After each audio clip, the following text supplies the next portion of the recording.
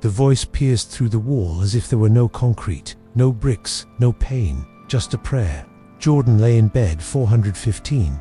He hadn't slept in 3 nights. His body was weak, yes, but what weighed most couldn't be seen in any test: the exhaustion of someone who had stopped believing. In the silent hours of the night, between the dry beeps of machines and the cold sting of disinfectant, he heard it. On the other side of the wall, a man was praying out loud, not shouting, not begging, just speaking to God, as if talking to a friend who had never failed him. And that moved Jordan in a way he didn't expect. Lord, if someone is hearing this right now, reach that tired heart. He froze. That phrase, that tone, as if it was meant for him. As if that stranger somehow knew what he had never said aloud. But who was this man? And why did he pray as if he were expecting someone to listen even without knowing who? Jordan tried to forget, to sleep, to ignore, but the voice came back the next night, and again. And then he realized the prayer wasn't meant for the room. It was meant for the person beyond the wall. What if it was meant for him? What if God was still trying to reach him, even after he had decided to stop trying? If you've ever felt like a message reached you at just the right time, leave the name of someone in the comments who needs a word from God. Someone who may be close to giving up, but can still be reached. Because sometimes the answer you've been looking for comes through someone else's prayer. Jordan Blake used to be the kind of man who prayed before meals, who said thanks out loud even on hard days, who told his friends God is in control, even when everything seemed to be falling apart. But life doesn't honor slogans, and faith, if uncared for, rots in silence. What started as unanswered prayers turned into days without praying, then silence, then indifference, and finally, something worse, a cold certainty that God had walked away first. At 62, Jordan was hospitalized not just for his fragile body, but for a heart that no longer saw a reason to keep going. The diagnosis was vague but heavy: severe emotional collapse, physical symptoms from chronic stress, deep anxiety, and an emotional isolation that felt irreversible. When the doctor asked who should be notified about his admission, Jordan simply replied, no one. His only daughter lived out of state. Friends had stopped calling. His former colleagues at the hospital had moved on. He felt, in a way, detached from the world, like a survivor of a silent war no one ever saw. In room 415, the ceiling was like any hospital ceiling, too white, too cold. The food was lukewarm, the coffee thin, and the ever-present smell of disinfectant clung to his spirit. But what hurt most was the absence of sound. The TV was off, the hallway quiet, his mind loud. Jordan had asked not to receive visitors, had turned away the hospital chaplain, refused books, and left his phone locked in the drawer. It was his form of protest, against the world, against God, against himself. Sometimes he tried to remember the last time he felt something real. Maybe it was at his wife's funeral 6 years ago. Or maybe it was that night, she said, already sick, that she still believed even without strength. He hadn't answered her that night, just cried silently in the bathroom. Since then, he had never prayed again, never gave thanks, never asked, never believed. It was as if he had been excommunicated by his own pain. On his first night at the hospital, he woke with a mild pain in his chest, pressed the emergency button and waited.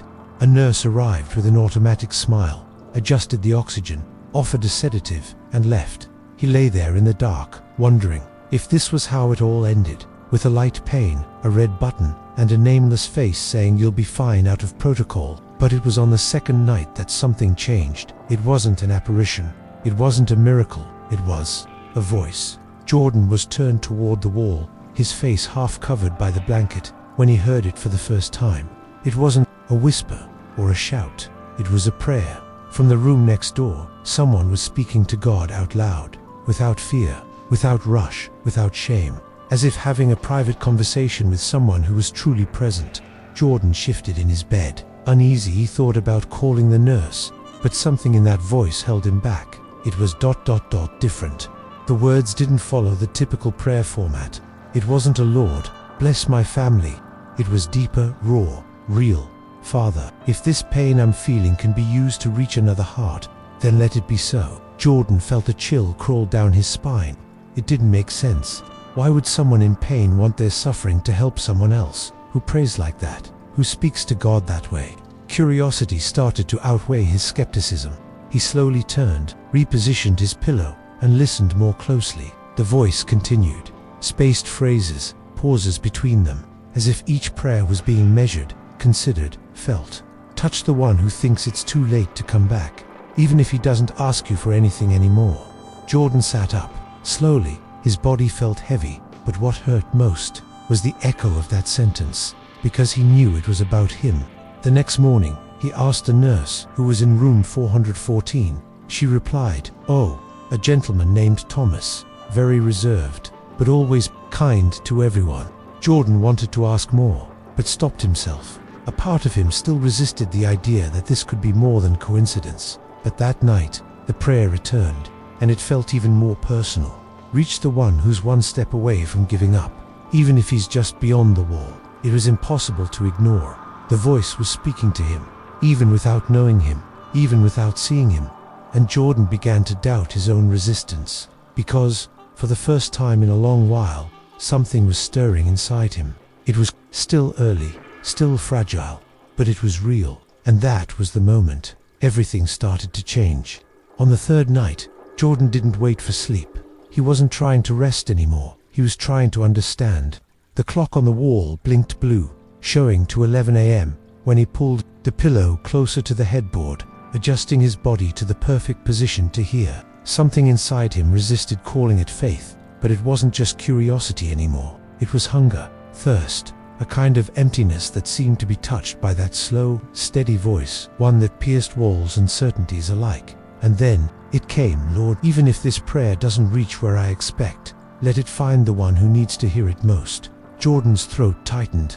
That wasn't random. It had direction, intention, the precision of an invisible arrow aimed straight at his soul. It was as if this Thomas, the man next door, was praying with closed eyes, but an open heart for someone he had never met.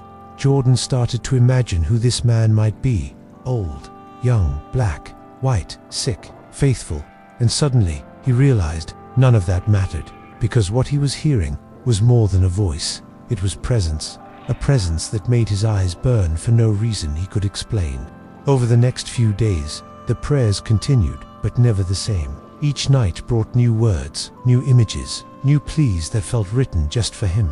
Don't let him mistake silence for abandonment. Speak to him in the dark, even if he's forgotten how to call you. It was as if the voice was reading his most secret thoughts, the ones he didn't even let himself form into sentences. And strangely, Jordan stopped feeling bothered by it. He wanted more. During the day, he found himself looking forward to nightfall, not for sleep, but for the voice. It was as if that hospital room had become an invisible church, where the walls were pews and the patients were the congregation. But only one man was preaching, only one was praying, and only Jordan was listening. He thought about going next door, turning the doorknob, looking the man in the eye, but something held him back. Maybe it was the fear of ruining the mystery, or of discovering that the voice didn't match the face. Or maybe, deep down, he already knew. He didn't need to see, he just needed to hear. One afternoon, he casually asked the nurse, "Does Thomas ever talk to himself?"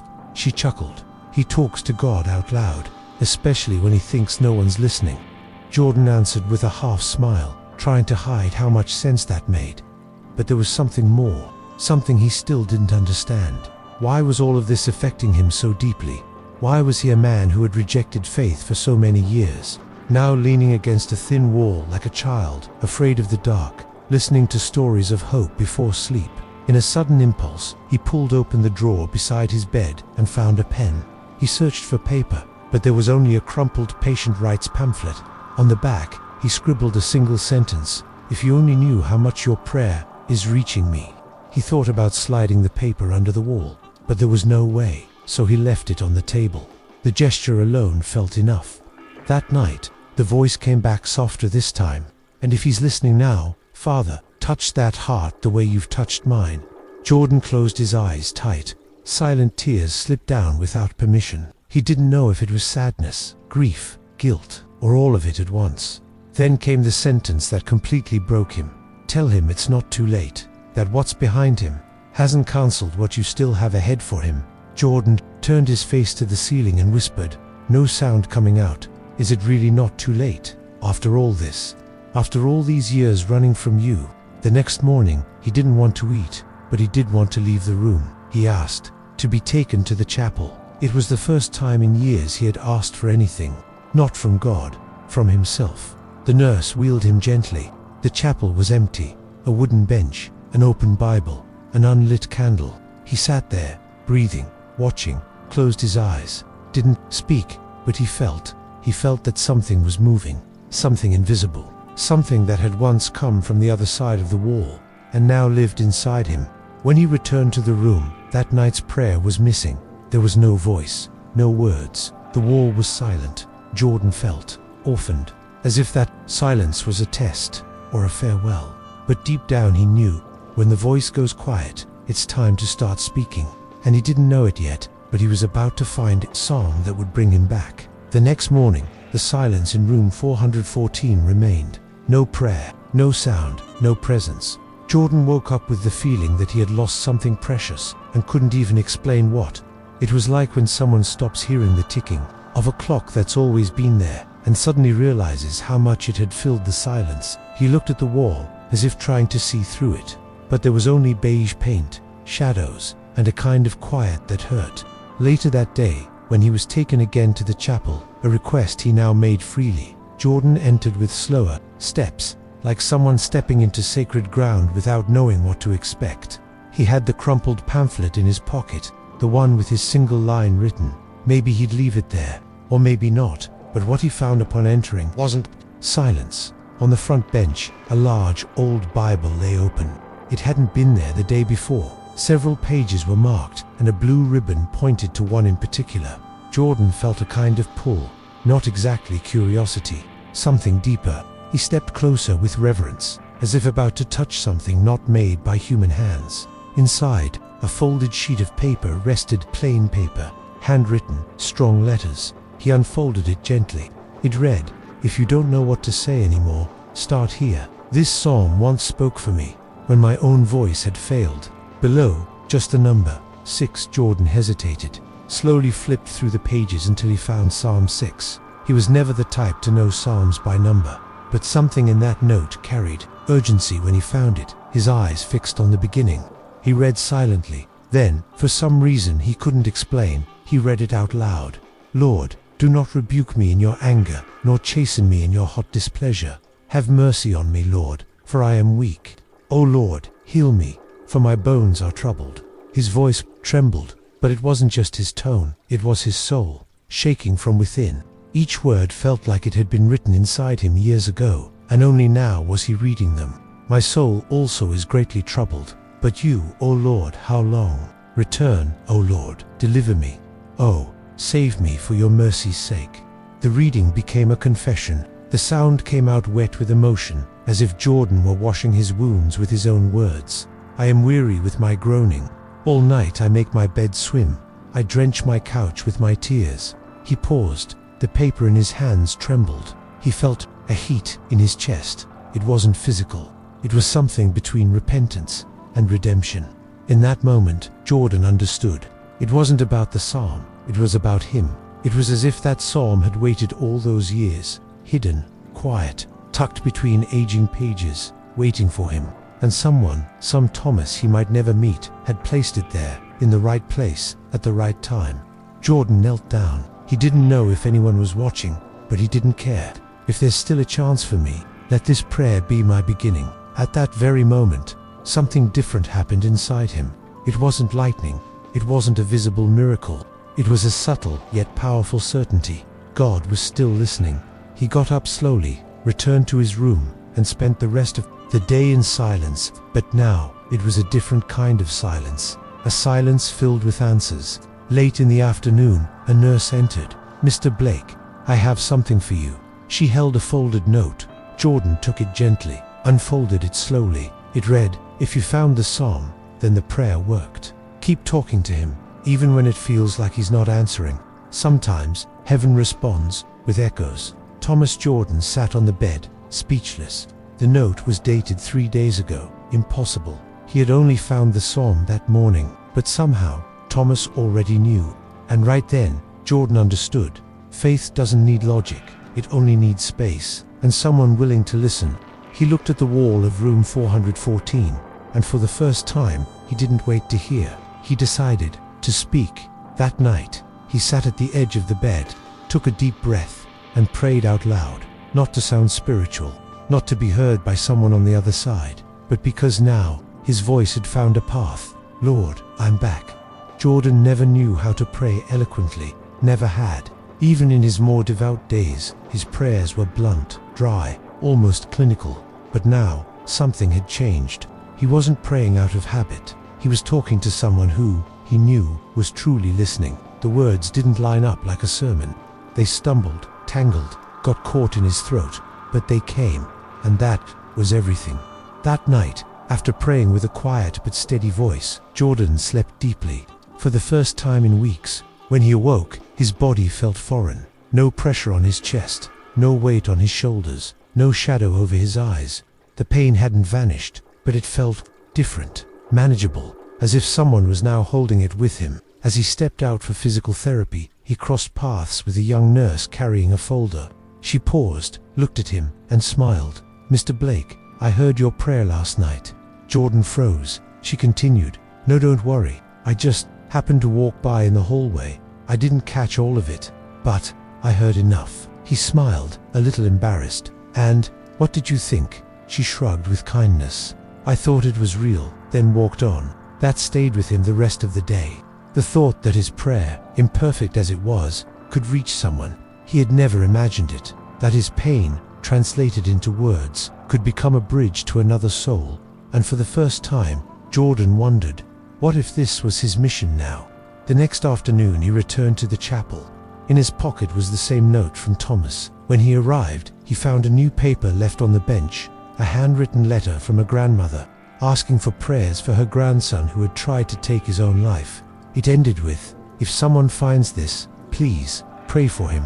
Jordan knelt, opened the Bible to Psalm 6, and began to pray out loud. "Lord, for the life still pulsing in this grandmother's grandson, for the soul that's screaming in silence, hear this prayer." Tears streamed from his eyes, but they were calm tears. There, kneeling in the chapel, he felt alive, useful. Whole days later, the same nurse returned with an envelope.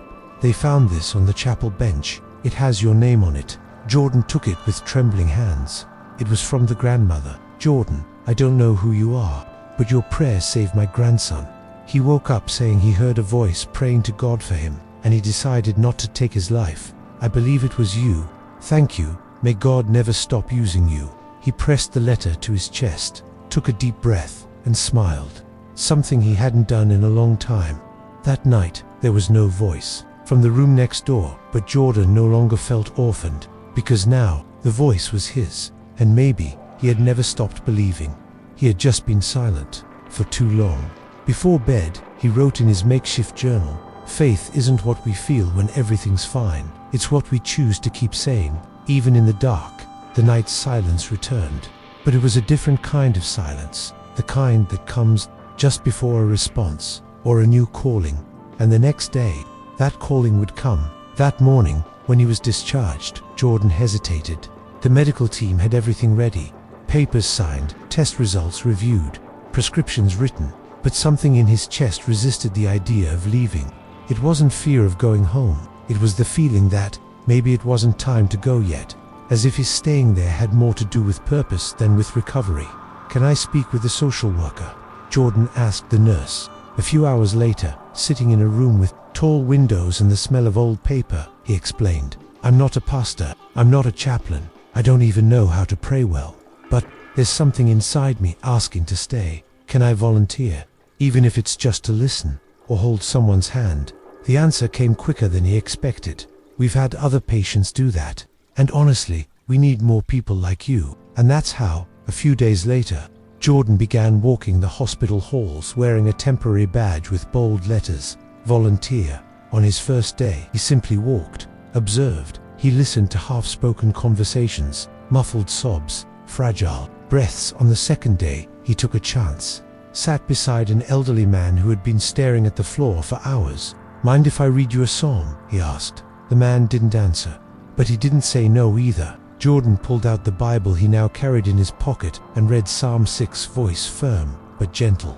At the end, the old man murmured, "It's been a long time since anyone read to me." Jordan smiled. "It'll happen more often now." The following week, he started visiting 3 rooms a day, then 5. A young man undergoing leukemia treatment once asked him, "Are you a priest?" Jordan answered plainly, "No, I'm just someone who almost gave up, but got reached by the prayer of a stranger." The young man, with hollow eyes and pale skin, closed his eyes and said, "Then pray for me too." Jordan held his hand and said, "Lord, there are still promises in him that haven't been fulfilled. Don't let fear erase what you've written." That prayer became the first of many. Jordan never planned what he would say. He simply made himself available. Sometimes a shared silence was enough. Other times, someone asked for a reading, and occasionally he would just sit and let the person cry without judgment. But in every visit, he brought something more. The memory of Thomas's voice, the prayer that had awakened him, the psalm that had called him back. One Saturday afternoon, Jordan visited the pediatric wing. It was at the request of a nurse who had overheard one of his prayers. There's a little girl who asks about God every day, but no one really knows what to say. He entered the room gently. There she was, hair thinned by chemo, eyes wide, tucked under a pink blanket. "Are you the man who talks to God?" she asked bluntly. Jordan smiled. "I try to be." She reached out her hand. "Can you teach me?" He sat beside her, took a deep breath, and said, "First, you close your eyes. Then you imagine you're talking to someone who loves you more than anything." She obeyed, then whispered, "Hi, God, it's Emily. I'm here." Jordan remained silent. He just cried, then whispered, "Amen." In the hallways, some staff began calling him the man of prayer. Others greeted him with quiet respect, but he wasn't seeking recognition. He was simply giving back the faith that had been handed to him by someone who never asked for anything in return. And then, one day, as he passed room 414, the same one where he had heard Thomas so many times, he noticed a new patient inside, a young man, thin, wide-eyed with fear. Jordan paused at the door. "Excuse me, may I come in?" The young man nodded. "Has anyone prayed for you today?" "No, but I was asking for a sign, like anything." Jordan stepped in, sat down, opened his Bible, and for the 100th time, read Psalm 6. But that afternoon, he read it differently, with more strength, with more surrender, with more truth, because now he knew that prayer wasn't just his, it was Thomas's, it was Emily's. It belonged to everyone who, like him, had been touched by a voice in the dark. At the end of the reading, the young man said, "I didn't understand all of it, but I felt all of it." Jordan smiled. Then it worked. Not every restored faith stays intact. Sometimes it flickers like a flame caught in a cold wind, still burning, but threatened. Jordan had become someone who prayed for others, who brought comfort, who read psalms as if each word carried blood. But on that grey Monday, when he stepped into room 312, he felt it again, the old silence. The patient was an elderly man, unconscious, named William Carter. He had suffered a devastating stroke. His daughter had left a note taped to the door. "If anyone prays for him, pray with faith." He was always a pastor, even when no one saw him. Jordan walked in silently. The room was cold, no photos, no sounds, no signs of improvement. Only the hum of machines and the faint scent of antiseptic. He approached slowly, placed his hand on the blanket, and as he had done for so many others, began to pray. But that day, the prayer stalled. The words that usually flowed easily began to hide. It wasn't a lack of faith in the Psalms. It was something deeper, a wave of helplessness. What if my prayer doesn't make a difference? What if all this is just comforting fiction? It came like an internal whisper, an old doubt dressed in new clothes. Jordan stood beside the bed, and for the first time in weeks, didn't pray out loud. He just stood there, still, looking at this man who, according to his daughter, had spent a lifetime talking about God, and now couldn't speak a single word. "Why do some of your servants end like this, Lord?" Jordan wondered. No answers, no miracle, no voice. He left the room with a heavy heart, spent the rest of the day in silence, ignored invitations to visit other patients, sat in the chapel but didn't open his Bible. It felt like that room had drained something from him, a spark, a thread of confidence. That night, he returned to his small volunteer room at the hospital, laid down without praying. But before he closed his eyes, something unsettled him, a feeling like he'd forgotten something important. Then he remembered the note. He pulled from his pocket the paper the daughter had written. Read it again. He was always a pastor, even when no one saw him. Jordan sat up, picked up the Bible. He didn't know what to search for, so he simply opened it, and his eyes fell once again on Psalm 6. This time, he stopped at a verse he had missed before. Deliver my soul because of your mercy. He read it again, whispered it, and something began to pulse again inside him. It wasn't an answer, it was a reminder. Prayer isn't always about what we feel. Sometimes it's about what we choose to do, even when we feel nothing at all. The next morning, he returned to room 312. William was still motionless, but now there was a new note on the nightstand. His daughter had left it during the night. Today is his birthday. I know it looks like there's no improvement, but I'm thankful for anyone who stopped by. My father prayed even for strangers. Maybe someone can do the same for him. Jordan stepped closer, held the man's hand, took a deep breath, and for the first time in that room, he prayed out loud, not with strength, but with truth. Lord, today is the day this man was born, a day you designed, a day heaven rejoiced over. Even if he can't hear now, or if his body is quiet, you still know his name. The prayer was short, no poetry, but as he finished, Jordan saw something he didn't expect, a single tear sliding from the corner of William's eye. He didn't call the nurse, he didn't rush to tell anyone, he just smiled and said, almost in a whisper, I needed that. Thank you. That same day, inside the chapel, Jordan wrote a new note, this time not for someone else, but for himself. If one day you start to doubt again, remember, there are miracles that can't be explained, only lived, and sometimes faith needs to be healed too. The chapel was empty that night. Only the warm light of an old lamp filled the space with a quiet that felt almost sacred. Jordan sat on the same wooden bench where he had first read Psalm 6. The Bible was still there. As always, open, silent, alive. He pulled a folded paper from his pocket, the same one that months earlier Thomas had written on. If you found the psalm, then the prayer worked. Jordan read it once more, then slowly folded it and placed it between the pages. Right at the end of Psalm 6, he reached for a new sheet of paper. This time, it was his turn to write. If you found this note, maybe you're tired. Maybe you think no one is praying for you, but I am. Even without knowing you, even without knowing your name. Because one day, someone did this for me, and it changed everything. Read Psalm 6, then talk to God. He still listens, even in the silence. He signed, Jordan B. He stood up slowly, took a deep breath, and before leaving, he placed the Bible carefully back on the bench, the way someone returns something sacred to its rightful place. In the hallway, he passed by a young woman sitting on the floor, her face buried in her hands. She was crying, quietly, like someone who no longer knew whom to ask for help. Jordan paused, hesitated, then walked over. Mind if I sit here for a moment? She nodded. I know it feels like everything's stopped, but can I tell you something? She raised her tear-filled eyes. One day, I heard a prayer that wasn't meant for me, but it reached me anyway. She didn't fully understand, but there was a kind of attention in her eyes, the kind only pain allows. Jordan continued, if you're looking for an answer, maybe it's waiting between the pages of a psalm someone left behind. He extended the Bible he still carried under his arm. Go inside, open it, that's it. She took it gently, like someone holding something that might change everything. Jordan smiled and kept walking, knowing he might never know how that story would end. But he had learned he didn't need to know, because sometimes the miracle isn't seeing the change, it's planting the hope. And that night, before going to sleep, Jordan did something that had become a habit. He prayed out loud, this time for all those who were still on the other side of the wall. If this story touched something inside you, leave the name of someone who needs prayer down in the comments, or share this video with someone you love, because you never know, the prayer you make today may be the echo God uses to reach another heart. And if you found this video, maybe the psalm was waiting for you too.